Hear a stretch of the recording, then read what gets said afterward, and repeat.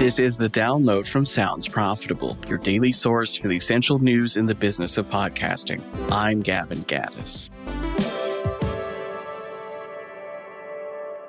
Here's what you need to know for today, Monday, September 8th. First up, creators are leveraging CTV channels as added value for sponsorship deals. While CTV platforms, connected TV, have some content creator presence and have had it for years, I recall discovering YouTubers re-uploading content to Prime Video in the mid-2010s. A focus on creator-led content has increased noticeably in recent years. Tubi, Samsung TV Plus, Roku, everyone's getting in on the action with dedicated free ad-supported TV, FAST, and ad-supported video on demand, AVOD, channels, serving anything from video podcasts to Mr. Beast reruns. With this new avenue of exposure, 4 creator and talent managers specializing in content creators tell Digiday they're leveraging new CTV licensing deals to increase rates for sponsored content.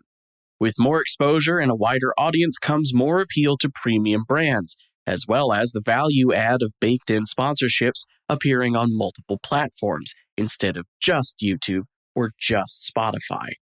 Influencer management and marketing agency Trend CEO Ted Rod tells Digiday adding CTV to the toolkit of modern creators will likely influence the future of brand partnerships and soften the barrier between social content and TV.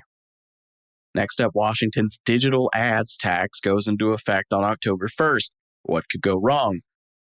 A lot, it turns out. Washington State has a new ad tax coming live next month that will impact all digital and non-digital services related to, quote, creation, preparation, production, or dissemination of advertisements, end quote. As Marketing Brews reporting shows, the law reclassifies digital ads, which are previously sorted as digital automated services, as retail transactions, which makes Washington State retail sales tax apply. With only a few weeks left until the tax is implemented, the mechanics of how it'll work and it will impact remain up in the air, which causes concern from several camps, including Washington's own existing laws regarding data collection, as taxing ads would also require new data collection apparatus to keep track of who needs to be taxed and for what. Next up, the New York Times is shutting down its audio app. For 2 years, the New York Times has run a separate app specifically for audio content alongside the primary New York Times news app. According to Deputy Managing Editor Sam Dolnick, Audio, the app, is being retired in early October. The audio content from inside Audio will live inside of the Listen tab that was added to the News app back in March. Third-party publishers who had featured content inside of the Audio app, such as The New Yorker, will not make the jump to that Listen tab, though the full New York Times podcast archive will. Next up, Brazil, the digital giant the podcast industry keeps underestimating. This is an op-ed making the argument for the business side of podcasting to pay closer attention to the growing podcast market in Brazil. Even setting aside raw numbers like size of the country and population, Brazil proves to be an internet-savvy country. In GWI's Global Digital Report back in 2024, Brazil came second place in countries with the highest average amount of time spent daily on internet usage. Brazilian respondents aged 16 to 64 clocked an average of 9 hours and 13 minutes online, over 2 hours higher than the worldwide average of 6 hours and 40 minutes. Brazil's online presence is hard to ignore. I recall the mass influx of Brazilian accounts coming to Blue Sky the day they were region locked out of X. That was a wild time. And their podcasting scene is no longer the fledgling possibility of a podcast industry. It exists, and article writer Renato Bontempo argues there's billions in potential revenue waiting to be realized. And for the final top story, Ad Impact 2026 midterm expected to be most expensive on record. This year's political projections report for the 2025 and 2026 season anticipates political ad spend for the 2026 midterm election cycle in the United States, at least, is going to reach $10.8 billion.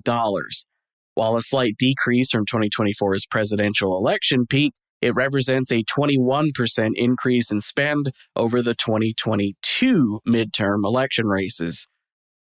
Linear TV is expected to retain the lion's share of ad spend with 49% of ad dollars, though connected TV is noted to be the fastest growing platform and the only one Ad Impact expects to get increased spend related to 2024.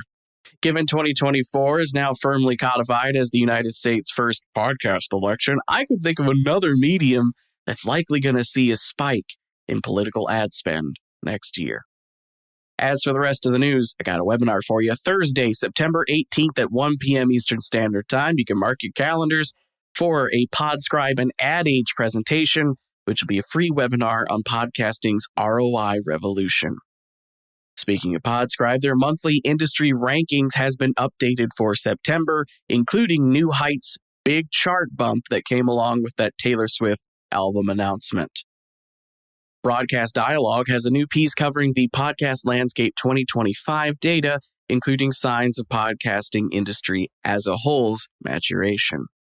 Pushkin Industries has their 2025 fall programming slate of podcasts, including the return of Heavyweight.